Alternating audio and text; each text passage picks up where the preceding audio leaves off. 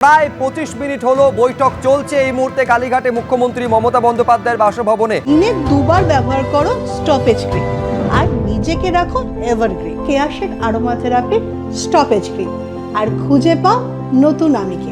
আমাদের প্রতিনিধিরা প্রতি মুহূর্তের আপডেট আপনাদের পরপর দিয়ে চলেছেন। দুই প্রতিনিধি সরাসরি একেবারে মুখ্যমন্ত্রীর বাড়ির সামনে থেকে রয়েছেন কৃষ্ণেন্দু অধিকারী এবং অর্ণব মুখোপাধ্যায়।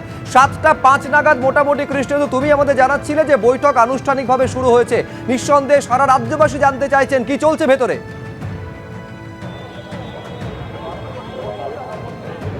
একদমই তাই, একে একে জট খুলছে। চারবার পদক্ষেপ করেও যেটা সমাধান হয়নি, আজকে প্রাথমিকভাবে সেই সমাধান হয়েছে, অন্তত বৈঠকটা শুরু করা গেছে। আমরা মমতা বন্দ্যোপাধ্যায়ের বাড়ির গলির সামনে আছি। এখান থেকে মমতা বন্দ্যোপাধ্যায়ের বাড়ির ভেতর ঢুকে চিকিৎসক যে 30 জন প্রতিনিধি, তারা তো গেছেনই। এমনকি তাদের যে দাবি ছিল সর্বশেষ মেলে যে দুজন পেশাদার স্টেনোগ্রাফার তাদের নিয়ে যেতে হবে, সেই স্টেনোগ্রাফার নিয়ে যাওয়ার যে দাবি চিকিৎসকদের তরফ থেকে করা হয়েছিল, সেই সিদ্ধান্তকেও মান্যতা দিয়েছে সরকার।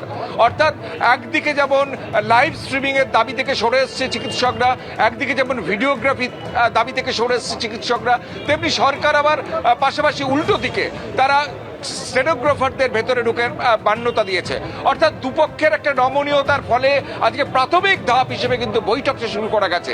ইতিমধ্যে সেই বৈঠকে মমতা বন্দ্যোপাধ্যায় তো আছেনই, পাশাপাশি রাজীব কুমার, এমনকি মুখ্য সচিব, স্বরাষ্ট্র সচিব, রাজ্যের স্বাস্থ্য প্রতিমন্ত্রী প্রত্যেকে আছেন এবং চিকিৎসক প্রতিনিধিরা আছেন। এবং যেটা বারবার বলা হচ্ছিল যে চারবার এই বৈঠক ডেকেও কিন্তু শেষ পর্যন্ত সমাধানযুক্ত হয়নি, এমনকি বৈঠকটাই শুরু হয়নি। নবান্নে বৈঠক হয়নি, এই কালীঘাটি গত শনিবার বৈঠক ভেস্তে গেছে, আজকে সেই বৈঠক শুরু হয়েছে। এখন দেখার, যেভাবে একটার পর একটা জট খুলছে, শেষ জটটা কি খুলবে? অর্থাৎ যে 5 দফা দাবিতে চিকিৎসকরা অনর, প্রথমত হচ্ছে বিচার তো চাই, পাশাপাশি পুলিশ কমিশনার তারকে পদত্যাগ করতে হবে, তাকে সরাতে হবে।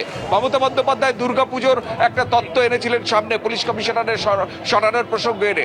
এখন রাজ্যের প্রশাসনিক প্রধানকে পুলিশ কমিশনারের সরানোর সিদ্ধান্ত নেবেন?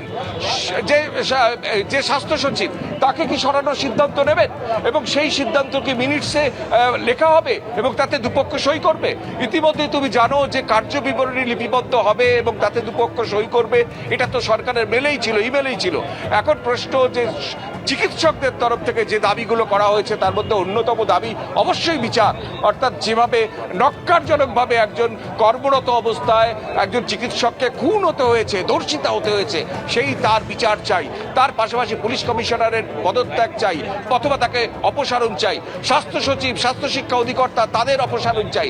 এক্ষেত্রে রাজ্যের প্রশাসনিক প্রধান সেই মান্যতা দেন কিনা এবং পাশাপাশি সেই জট খোলে কিনা, এখন সেটা দেখার। এবং সবচেয়ে বড় যেটা জট গোটা রাজ্য জুড়ে এখনো পর্যন্ত অচলাবস্থা চলছে স্বাস্থ্য ক্ষেত্রে, অর্থাৎ কর্মবিরতি করছেন এই প্রতিবাদে চিকিৎসকরা, সেই কর্মবিরতি প্রত্যাহার করেন কিনা, এখন সেটা সবচেয়ে সময় অপেক্ষা। কিন্তু সরকারের তরফে এই আবেদন তো বারে বারে জানানো হয়েছে, কাজে ফিরে যাওয়ার কথা। এই বৈঠকের পর সেটার কোনো উত্তর পাওয়া যায় কিনা সেদিকে নজর থাকবে।